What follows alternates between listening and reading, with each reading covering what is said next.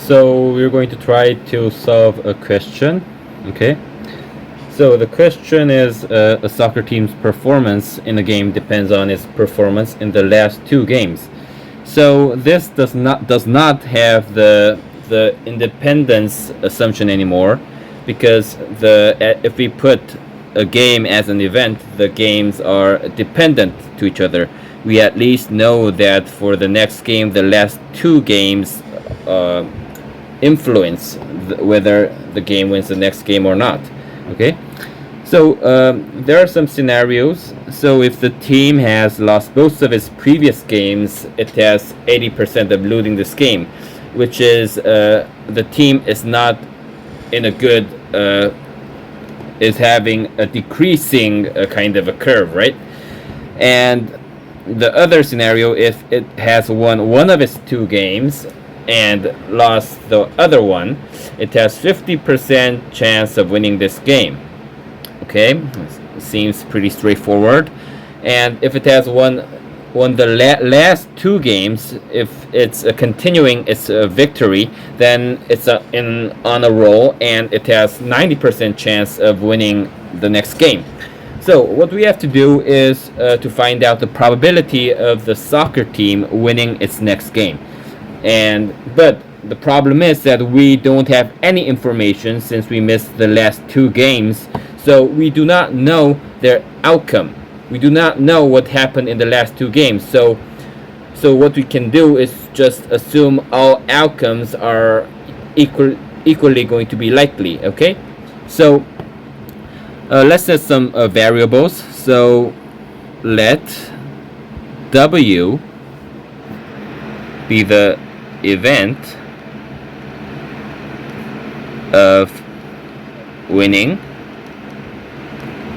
the next game. This is what the probability of this is what we're interested in. Okay, and B, event of winning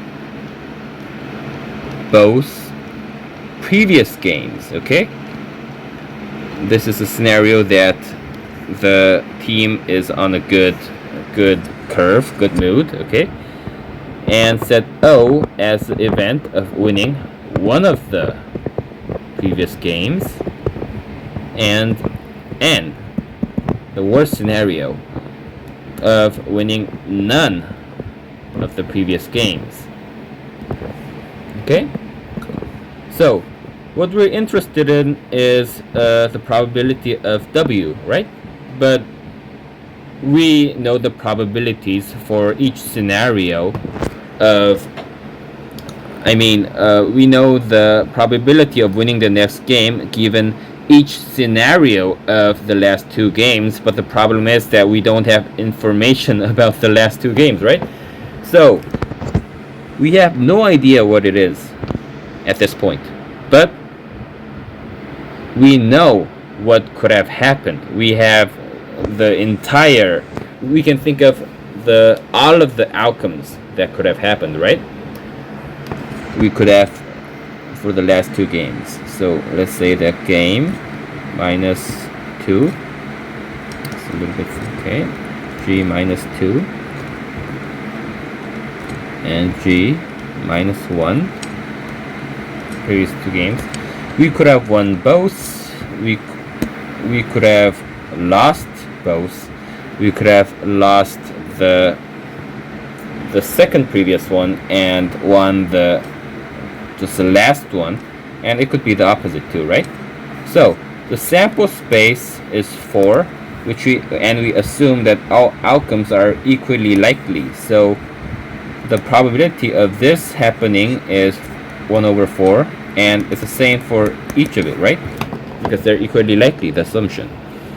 So here, now we're going to try to expand the probability of winning the next game. Given that we know the sample space, we know exactly all of the scenarios, and that we are given all these informations, the probability of winning the next game based on each scenario, right? Okay, so we're going to expand starting from the probability of winning the next game, given that we won both games, right? It's conditional probability. But we also have to put into account the probability of winning both of the last two games, which applies here, right?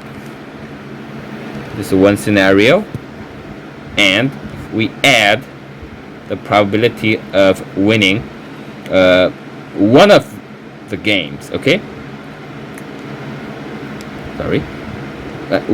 Probability of winning the next game, given that we won one of the games, times the probability of winning one of the games in the last two games.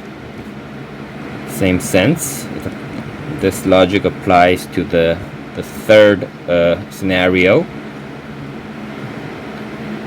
of winning the next game, given that we lost both of the games, times both of the games. Okay, so now it's just algebra, which is we are given that this applies to winning both of the games here, right? So it's 0.9 times this, probably winning both of the games, is 0.25, right? And this applies here, right?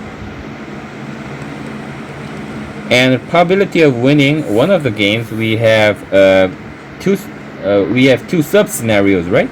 Winning the, like in terms of the previous games, last two previous games, winning the immediately last one, and winning two games before. So it's, which makes 0.5 again, right? And this is easy, because if we lost both of the previous games, we have 80% of losing the next game, right?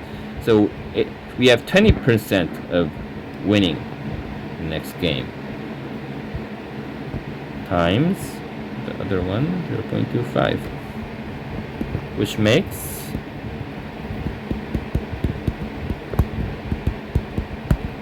so we're a little bit better than the probability of winning the next game is a little bit better than 50%. So if you're betting on it, it's a little bit we can't be sure, but a little bit skewed to the winning side. Thank you.